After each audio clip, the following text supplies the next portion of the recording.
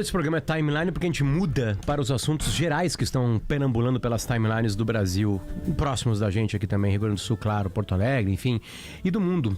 E um dos assuntos é que existe uma possibilidade de uma das maiores redes sociais do mundo, a que mais cresce no mundo, quer dizer, cresce de uma maneira mais consolidada, digamos assim, que é o TikTok, saia dos Estados Unidos porque não tem nenhum dono americano.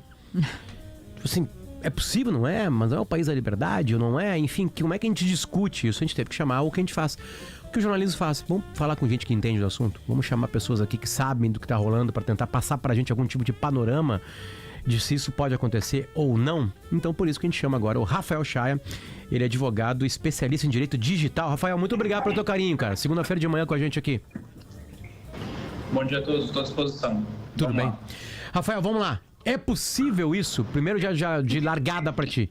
É possível que uma rede social feche? Né? A gente viu o Orkut fechar por outras maneiras, né? Mas é possível que o TikTok feche num país do tamanho dos Estados Unidos? Vou ser bem sincero com vocês, sim, é possível. Isso já aconteceu em outros países, isso já aconteceu no Brasil, inclusive. Se a gente for pensar, por exemplo, na China, o Google inteiro encerrou as operações na China em 2012. Aqui no Brasil nós tivemos há alguns anos uma rede social chamada Secret, que permitia postagens 100% anônimas, que também foi fechada. Ela foi banida porque ela não cumpria com as regras mínimas de funcionamento dentro do Brasil. Não é de se espantar caso isso possa acontecer nos Estados Unidos, mas não é para agora, isso a gente precisa saber, tá? Esse imbróglio aí do TikTok tem um prazo de pelo menos 270 dias para poder ser resolvido no território americano. Para a gente situar a discussão, assim, né, para quem, acho que os ouvintes estão familiarizados, TikTok é principalmente, né, um aplicativo de vídeos na vertical, conteúdo de engajamento, a plataforma entende que você gosta daquele tipo de conteúdo e fica te mandando, é quase que viciante, ou é viciante mesmo, mas eu queria que você explicasse pra gente o porquê dos Estados Unidos estarem tentando, propondo ou querendo banir. É de fato, e faz sentido o argumento de que a China, a empresa é chinesa, né? Agora não me recordo o nome, Potter, se tu lembrar o nome da empresa, que é dona do TikTok. É a ByteDance. ByteDance, exatamente. Ela rouba os dados dos usuários? Ou esse é um argumento que entra aí na política e na discussão geopolítica mundial e não é bem assim? A gente costuma dizer que esse é mais um episódio de uma extensa guerra fria digital que a gente está vivendo já há muitos anos. Verdade. Não é de agora, tá? Porque essa é a primeira vez que os Estados Unidos manifestam um desejo expresso de bloquear um aplicativo de outro país sob o argumento de segurança nacional. Esse argumento, ironicamente, já é utilizado pela China há muito tempo para bloquear aplicativos estrangeiros. É verdade. Então, por exemplo, essa semana a gente está discutindo essa questão da possibilidade do bloqueio do TikTok pelos Estados Unidos, mas a China, numa tacada só, bloqueou recentemente o WhatsApp, o Telegram, o Signal e o Threads, que é o concorrente ao Twitter mantido pelo Meta. E com o argumento de segurança nacional. Mas a China, a gente pode chamar de democracia? A China, podemos? Não. Não. E os Estados Unidos? Internet, não. Na internet, não. E os Estados Unidos a gente pode chamar de democracia, sim. Sim. Em tese. A China trabalha com algo completamente diferente, que é o Grande Firewall. O que é o Grande Firewall? É o nome que a gente dá a um conjunto de leis e tecnologias que controlam o fluxo de conteúdo naquele país. É diferente dos Estados Unidos. Os Estados Unidos têm uma abordagem completamente diferente. Primeira emenda, liberdade de expressão, etc. Por isso que causou tanta estranheza a manifestação dos Estados Unidos, no sentido de buscar o bloqueio do TikTok, sob o argumento de segurança. Aí você falou da questão da captura de dados, né? Eu já li os termos de uso do TikTok, eles de fato capturam uma quantidade muito grande de dados. O pessoal fala assim, mas o Google também faz, o Facebook também faz, o TikTok faz mais. O TikTok, inclusive... Você consegue dar um exemplo, professor? Para deixar assim, ele capta... Eu, por exemplo, sou mãe, vejo muito vídeo de maternidade. É disso que a gente está falando ou é de uma coisa mais profunda? Não, muito mais profundo. Vamos nessa. O TikTok ele é capaz de monitorar, por exemplo, o seu histórico de navegação no navegador do celular. Ele é capaz de monitorar o histórico das coisas que você pesquisa no seu telefone. E em alguns trechos, inclusive dos termos de uso, o TikTok ele deixa claro que ele vai monitorar dados que não estejam definidos no termo de uso da plataforma. Ou seja, a gente nem sabe ao certo quais são de fato as informações que estão sendo coletadas ou não. Claro que a esmagadora maioria vai ser para alimentar o algoritmo da plataforma, para direcionamento de informação, etc. e tal. Mas fica essa dúvida de até quanto eles vão estar conseguindo pegar. Aqui no Brasil, a gente tem tranquilidade, por exemplo, de ter uma lei como a Lei Geral de Proteção de Dados, a gente tem a NPD, que pode trabalhar nesse sentido. Os Estados Unidos não tem uma legislação de proteção de dados avançada como a nossa ou como da União Europeia. Então, nesse aspecto, no que tange a governança de dados, eles ficam um pouco, de fato, expostos. Porém, é aquilo que eu falei. Eu acredito muito mais em uma resposta dentro de um contexto de guerra fria digital do que, de fato, numa questão de segurança pública, já que o TikTok é um aplicativo que é usado muito mais por jovens e adolescentes. Pois é, doutor Rafael, a minha dúvida é justamente essa. Ele é muito usado por jovens e adolescentes, mas são milhões, né, de usuários do TikTok nos Estados Unidos. E muita gente vive disso, inclusive, né? A gente tem essa nova figura do influencer, o influenciador digital. São pessoas que ganham dinheiro com o TikTok e com outras redes sociais, mas o TikTok acho que é a rede mais crescente, sem dúvida alguma, quando a gente fala nesses influenciadores digitais. Então tem uma pressão grande que, como aquele disse, né? Na China isso não ocorre porque nem pode ocorrer, porque é uma ditadura, então as pessoas nem votam, né? Então me parece muito diferente nos Estados Unidos um presidente dizer, olha aqui, ó, não pode mais essa rede social aqui que vocês milhões usam, eu não quero mais, do que na China, porque na China o contexto político, né, Kelly, eu digo, os governantes, quem está no poder não vai mudar. Mas o Biden pode ser retalhado, claro, pelo eleitorado justamente por tomar uma decisão dessa. Então a minha dúvida é justamente essa. O senhor acha que ele está fazendo um blefe, na verdade, para o TikTok? Ó, parem de nos incomodar porque senão eu vou proibir? Ou o senhor acha que é provável mesmo que essa lei prospere e o TikTok venha mesmo a ser proibido nos Estados Unidos? Porque me parece que a pressão popular pode impedir isso, né? Tem muita água para passar por baixo dessa ponte ainda. Se a gente for ver bem, ó, o prazo que foi dado foi de 270 dias, o que são 9 meses, prorrogáveis por mais 3 meses. Então, mesmo que não haja prorrogação, a gente só vai ter uma resposta final sobre isso em janeiro do ano que vem. O presidente da ByteDance já falou que não tem chances de vender o Bitcoin o TikTok para uma empresa estrangeira. O presidente da ByteDance já falou que não vai vender o TikTok para uma empresa americana. Vai apelar para todas as instâncias jurídicas possíveis, já que a Constituição americana está do lado dele, e de fato está. Então, sim, pode ser encarado um pouco como um blefe, pode ser encarado um pouco como um movimento de demonstração de força. Eu, sinceramente, acho muitíssimo pouco provável que vá acontecer o bloqueio da plataforma. Eu não acredito que vá acontecer.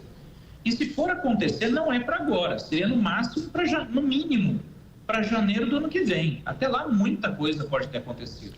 E tem um pequeno detalhe que o pessoal não está discutindo. Existem normativas específicas na China que estabelecem que para que uma tecnologia chinesa possa ser vendida, depende de autorização do governo chinês. Mesmo na remota hipótese do presidente da ByteDance chegar e dizer: ok, eu vendo TikTok para vocês, o algoritmo do TikTok não entra no negócio.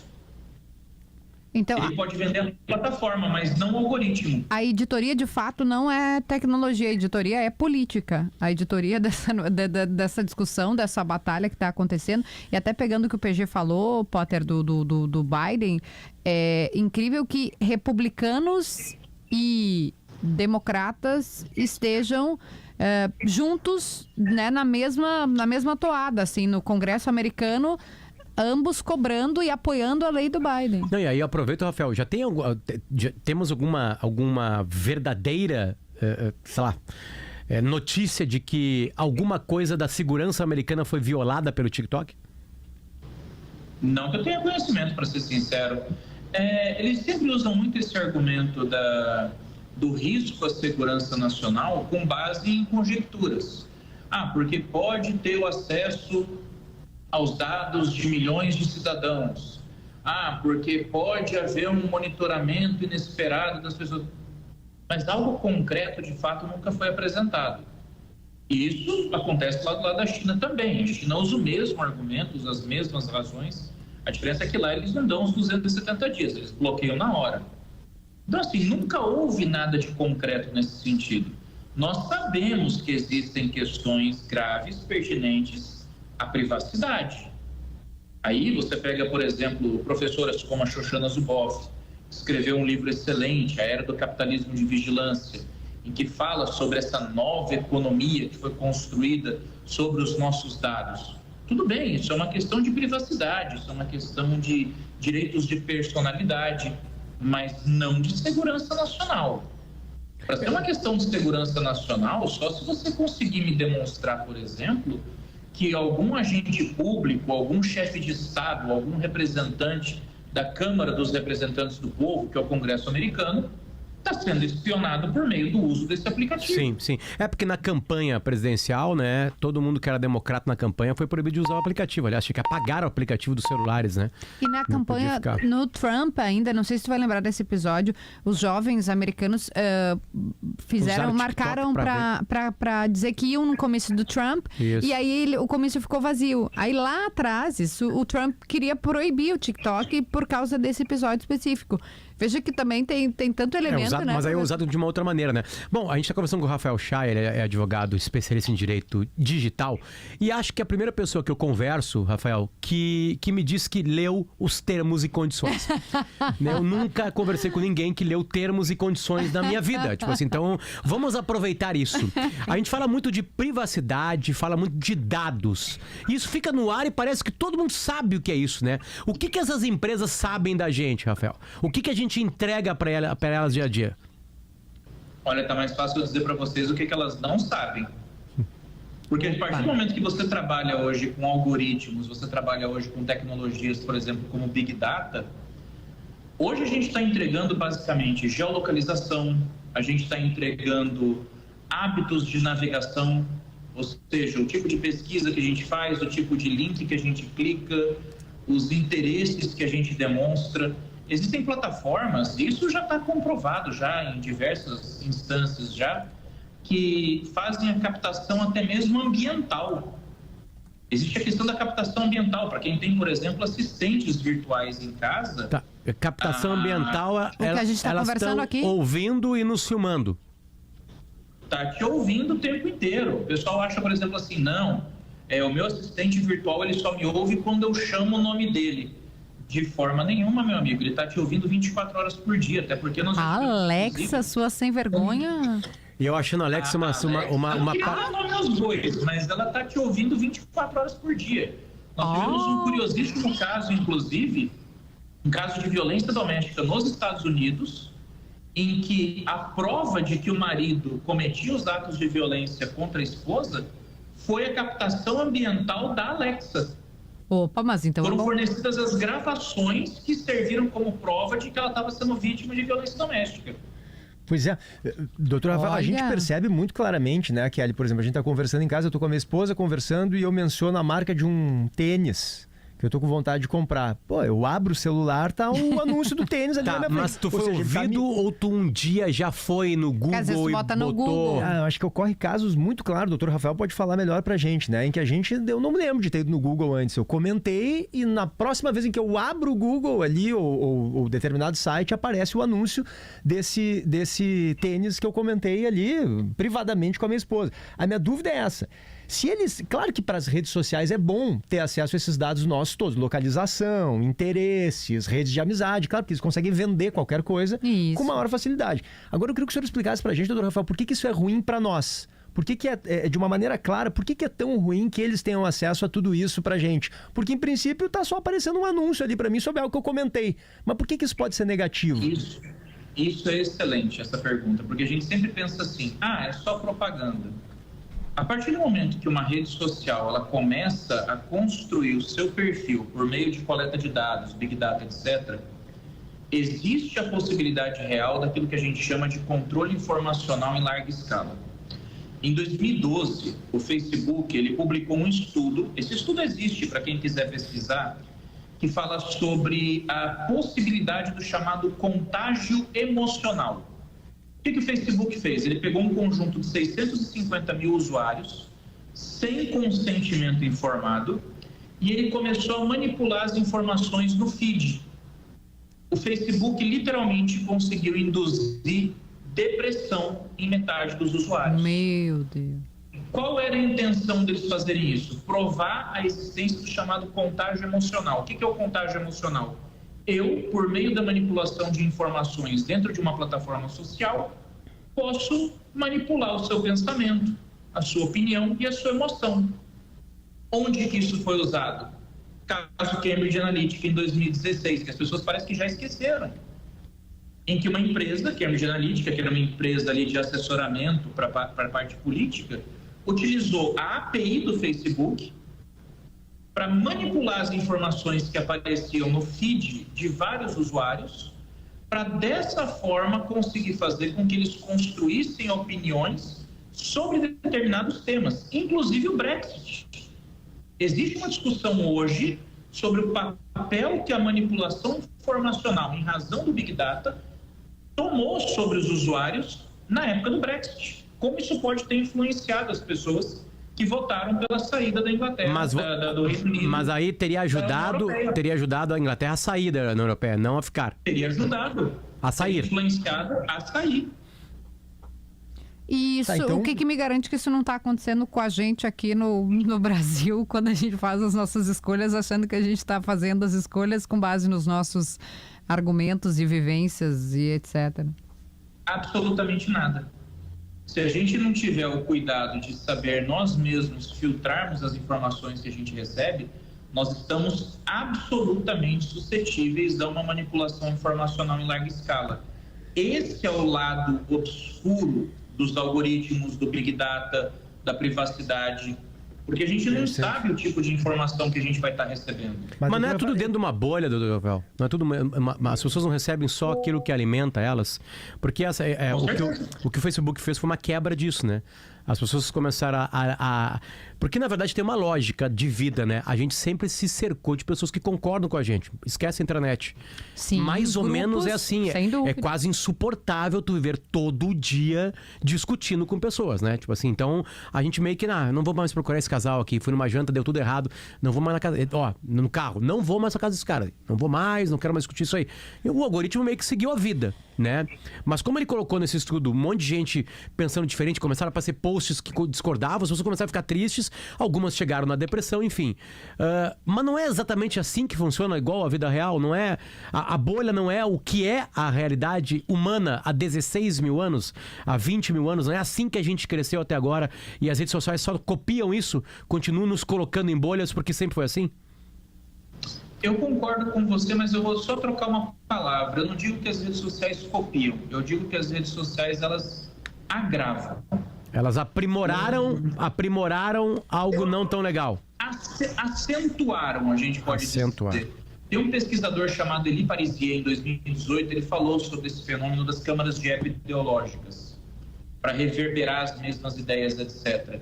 Que é um fenômeno que é reforçado por um outro autor chamado Lipovetsky, que fala sobre o fenômeno da hiperindividualização. O que acontece é que, como a gente começa a receber muita informação personalizada, muita informação voltada para nós, como usuários, a gente meio que vai se colocando no centro de tudo. E aí fica confortável para a gente, por exemplo, só consumir aquilo que nos agrada. A gente só vai querer conviver com ideias que a gente aceita, a gente só vai querer conversar com pessoas que pensam como nós, e aí a gente começa a quebrar um pouco aquela questão da pluralidade, da diversidade, que estão definidas lá no artigo 2º do Marco Civil da Internet, que fala que a internet ela precisa ser plural, precisa ser diversa, aberta, participativa. Então, assim, concordo que, de fato, sempre houve uma polarização, sempre houve... Não uma polarização, professor, mas, assim, a turma sempre andou com a turma. Uma busca de andar com quem que a gente pensa parecido. Ela sempre existiu. Sim. A internet simplesmente acentuou isso. E aí chegamos numa polarização. Entendi. A sua turma estava na escola, a sua turma estava no trabalho, a sua turma estava no seu bairro, a sua turma estava na rua. Na internet agora, a turma está no mundo inteiro. Doutor Rafael, o senhor falou sobre algo muito interessante. A minha pergunta foi, né? Por que isso é ruim para nós, né? As redes sociais terem acesso aos dados, a todos os nossos dados. Aí o senhor falou que um dos pontos é que o Facebook já comprovou isso, inclusive, né? Deles manipularem informações e entregarem pra gente de maneira que a gente tire conclusões ali que não são necessariamente fundadas na realidade ou pelo menos no bom senso. A questão, e aí, Kelly, olha que interessante isso. Isso é um fenômeno estudado por estudiosos da comunicação há muitos anos, que é ninguém acha que é influenciado pela mídia. Sempre o outro é, né? Então as pessoas odeiam a Globo porque a Globo influencia os outros, não eu. Nunca eu. Porque eu sou muito esperto. Exatamente. E eu me desvinculo. As pessoas odeiam o Mark Zuckerberg porque o Mark Zuckerberg influencia os outros, não eu. Nunca eu. Então, isso que eu queria que o senhor analisasse dentro do possível sobre... Eu repito a minha pergunta. Por que isso é ruim para mim? Então as pessoas que estão nos ouvindo, elas certamente estão dizendo: ah, mas isso aí do Mark Zuckerberg ou do cara do TikTok manipular as informações e entregar de um jeito que possa ser ruim, isso aí é ruim para os outros. Eles é que vão receber essas informações de uma maneira errada e vão ser influenciados pela manipulação, né? Eu não. Eu nunca sou influenciado. A mídia não me influencia, não tem esse poder sobre mim. Eu queria que o senhor explicasse, mesmo esse cara que acha que não tem, que não é influenciado, que é o caso de todos nós, por que é ruim para ele essas mídias terem acesso a todos os dados dele? Gente, é uma questão de direito de personalidade. A gente sempre ouve muito assim aquela colocação: ah, eu não tenho problema nenhum com a privacidade porque eu não tenho nada a esconder. Meu amigo, se você não tem nada a esconder, então você está permitindo a relativização de um direito de garantia fundamental. Hoje começa com a sua privacidade, amanhã podem ser questões de intimidade, questões de liberdade de expressão, questões de segurança jurídica. Então você tem que saber que a sua privacidade, acima de tudo, tem que ser mantida, porque esses dados poderão ser utilizados não só pelo Estado para fins diferentes ou por uma empresa para fins próprios dessa empresa, para interesses da própria empresa, mas também são informações que podem e vão ser utilizadas contra você como usuário. Nem que seja só por um fim publicitário, mas vão ser utilizadas para manipular sua informação. Como você falou, ah, mas eu sou imune a isso, ninguém me manipula.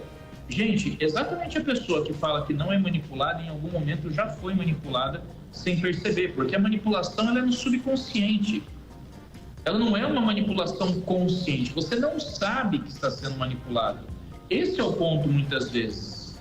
Perfeito. E se a gente for começar a fazer aqui uma digressão histórica, eu posso puxar desde eventos da Primavera Árabe de 2011, até, por exemplo, as recentes questões relacionadas à nossa pandemia, houve manipulações de todos os lados para fins bons e ruins. Então, a gente precisa estar atento a questões que, por exemplo, antes eram tomadas como verdades absolutas e que hoje, por exemplo, a gente já olha com um olhar crítico e fala: não é bem assim. Isso é uma demonstração clara de que há uma manipulação, usando os nossos dados, usando as nossas informações, usando mais do que aquele capitalismo de vigilância da Shoshana Zuboff, mas usando de fato informações que compõem a nossa personalidade. Isso é algo que, inclusive, agora é um ramo novo que o pessoal está discutindo, que são os neurodireitos. E aí vai ser bem mais delicado do que a gente imagina. E aí a gente vai ter que te chamar no outro dia para falar sobre isso, porque agora a gente não tem tempo para mais nada, professor. A gente vai precisar mais do senhor aqui. Não, olha, o senhor alugou um apartamento na nossa cabeça. E o senhor acabou de aceitar o termos e condições do Timeline agora aqui, sem lê-lo. Certo? Mas uma curiosidade. Foi por ler os termos e condições do TikTok, por exemplo, que eu nunca instalei o TikTok no celular. É que eu acho que se eu ler termos e condições, eu saio da internet, enfim. Professor, obrigado. Sai da internet. Eu acho que sim. Então, tá, mas só para o professor, já que o senhor leu, qual é os aplicativos que o senhor continua, para eu continuar também? Essa é a questão. Dá para ficar no WhatsApp? Você não lê os termos de uso para escolher o melhor. Você lê os termos de uso para concordar para quem você vai abrir mão das suas informações. Hoje, basicamente, eu só tenho Instagram. O senhor não tem WhatsApp? Não, WhatsApp eu tenho. Ah, tá. Tem que ter, não adianta, é obrigatório. Mas assim, de rede social, o Facebook está inativo, o Twitter está inativo, o YouTube está inativo. A única que está ativa hoje é o Instagram. Bom, professor, o senhor agora transformou a semana das pessoas numa semana muito melhor. Muito obrigado pelo seu carinho. Volte sempre à Timeline. Até mais, bom trabalho. Muito boa conversa, Fico à professor. disposição, gente. Muito obrigado. Até mais. Que nós vamos Rafael fazer? Chaya, advogado especialista em direito digital.